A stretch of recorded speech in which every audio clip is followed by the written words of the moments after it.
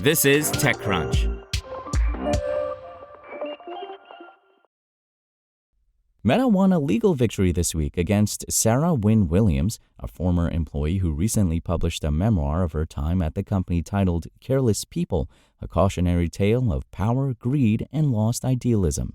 An arbitrator ruled that the company has made a valid argument that Wynn-Williams, who worked at Facebook, now Meta, from 2011 to 2017, may have violated the non-disparagement agreement she signed when leaving the company. The ruling states that Wynn-Williams is temporarily prohibited from promoting or, to the extent within her control, from further publishing or distributing her book until private arbitration concludes. However, Careless People remains available for purchase and may in fact be benefiting from the Streisand effect, in which attempts to suppress information only serve to further publicize it. As of Sunday afternoon, Careless People was the number 3 best-selling book on Amazon. Macmillan, which published Careless People through its imprint Flatiron Books, said in a statement that the arbitrator's decision has no impact on the publisher and that it will absolutely continue to support and promote the book. The publisher added that it is appalled by Meta's tactics to silence its author through the use of a non-disparagement clause in a severance agreement. And to be clear, the arbitrator's order makes no reference to the claims within Careless People, Macmillan said. The book went through a thorough editing and vetting process, and we remain committed to publishing important books such as this. Careless People offers what a New York Times reviewer described as a darkly funny and genuinely shocking look inside Facebook, particularly its relationship with China and other governments. Wynn-Williams' roles at Facebook included serving as Director of Global Public Policy.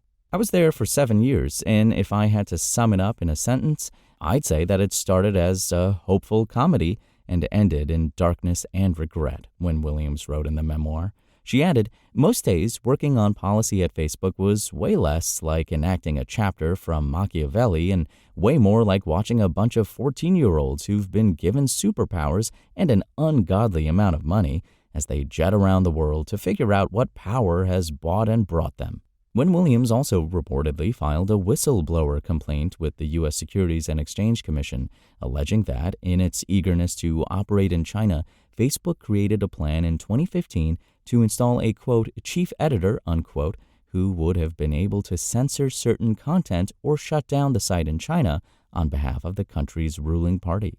In a statement, a Meta spokesperson described Careless People as a mix of out-of-date and previously reported claims about Meta and false accusations about our executives, and described Wynn-Williams as an employee terminated 8 years ago for poor performance.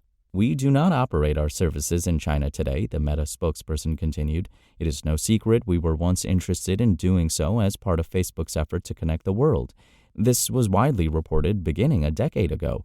We ultimately opted not to go through with the ideas we'd explored, which Mark Zuckerberg announced in 2019.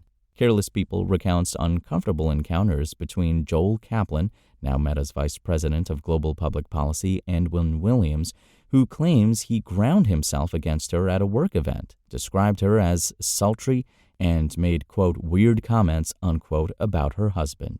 Meta said it investigated Wynn-Williams' allegations of harassment and found them misleading and unfounded. As for whether the company is simply trying to silence a whistleblower's criticism, the spokesperson said whistleblower status protects communications to the government, not disgruntled activists trying to sell books.